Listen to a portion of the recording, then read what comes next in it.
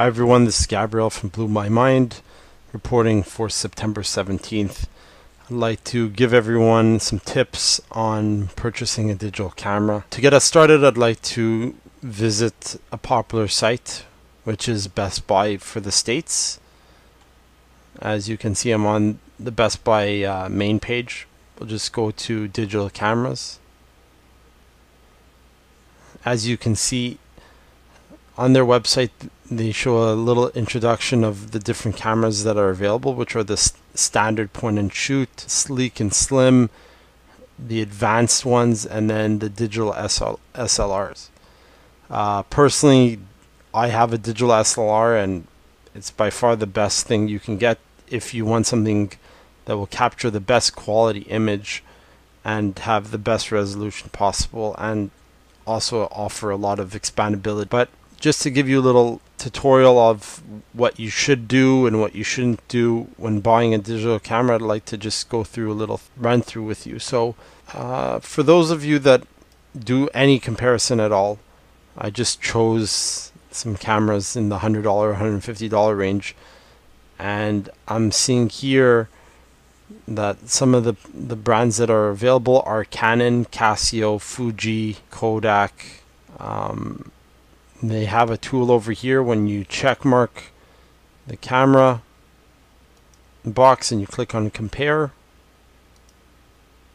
They give you a little side-by-side comparison. As you can see, a lot of these cameras have 1-year warranties, so you might want to invest in a extended warranty. But I wanted to advise you of a few things. First of all, when we're going to sort the list by pricing, what we're going to see is in the price range, a lot of them are $150, and as you can see, at $150 the megapixels are different and the brand names are different. So this is a Samsung 10.2 megapixel, this is a Kodak 8.2, Panasonic 8.1, here's another Samsung at 10.2 Kodak, and here is a Canon 8 megapixel.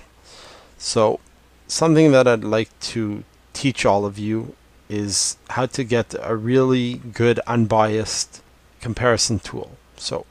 And the site is called DPreview. So DPreview is a great site. It's called the Digital Photography Review site, and they have a very interesting buying guide tool, which you click on buying guide, and then by clicking on the side-by-side comparison, gives you all the different digital cameras that are available. Right now it's showing excluding discontinued cameras, so if you wanted to compare it with an older camera, you click on show all and the list gets a lot bigger. But in this case, we'll go with current models. So as you can see here, I'm going to grab a few cameras. So we're going to take the Samsung 10.2. So we'll go back here, choose Samsung. This is called the L210. Click on add. We'll go for the Kodak M863, S being silver, and then we will go to the Canon, the A590IS. So we'll go Canon 590IS. So once you've compiled your list, you just click on compare side by side. A list will be appearing. Now, right over here, you get a very good opinion rating. That if you don't see this, then you should think twice before purchasing the camera, because if it's a popular camera, you're going to get a rating. So as you can see, the Samsung and Kodaks have no rating because they're typically not very good brands for digital cameras, especially not in the entry level. Panasonic, as you can see, only has a 3.5 star, and the Canon has 4.25 star. And then it even shows you what the price range is amongst all the cameras. So as we were here, all of these cameras are at $149, whereas you can get them at $144, $130, $119, $130. So look, just by going on this website, you can save as low as $30, $20 by purchasing the camera using this tool. The next best thing is the fact that they have all the resolutions of the camera, so you know what you're investing in. So as you can see, the Samsung has a much higher resolution than all of these due to the fact that it is a 10 megapixel versus the rest are in the 8 megapixel range. But that's one of the reasons why you're getting more for your money when you're buying a name such as Canon, because they're giving you less megapixels but more features. So as you can see, that's the resolution. These are the other lower resolutions that are available. Also, in terms of the image ratio, the Samsung offers widescreen pictures. Same with the Kodak, Panasonic, and the Canon. So they all have relatively the same resolution. Megapixels are obviously higher with this Samsung and lower with all the others because it's an 8 megapixel camera. And you got the sensor size, the type of CCD. A lot of the things are pretty much the same, except for when you're looking at the zoom, the wide millimeters are higher on this than the others, and the telezoom, which shows you that the Canon has a 4x optical zoom versus the rest have 3. And digital zoom is not recommended because it takes the image and with the software it zooms in. So a digital zoom is quite useless since you can crop the picture the way you'd like rather than having to create more grains in your picture. So regardless if it says 5x or 4x, ignore this line.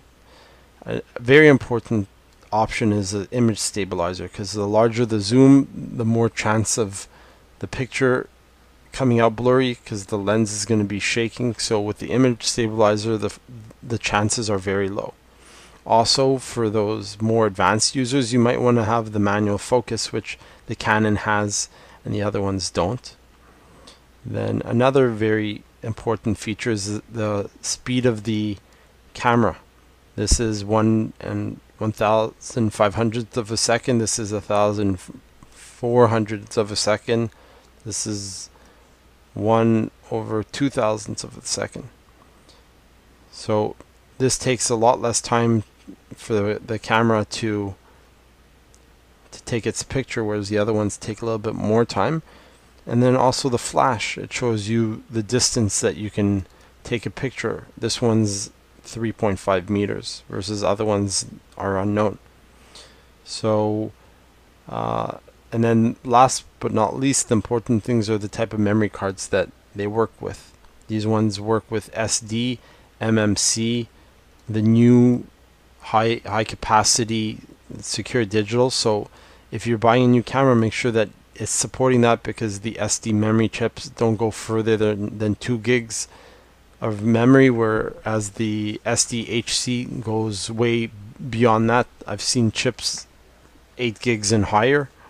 And then the resolution of the LCD screen, and if the camera has rechargeable batteries or takes AA's, followed by the weights and the dimensions. So I really recommend this website for all of you users that are looking to acquire a camera. But on another note, in terms of the best makes out there, when it comes to a point and shoot camera like this, the best names in the market are Canon, Olympus, and Nikon. And then when you go to the digital SLRs, you should be looking at Canon and Nikon. So that's it for Blewmymind. If you have any other questions, you can reach us at YouTube at blewmymind.com. Thanks a lot and have a great day.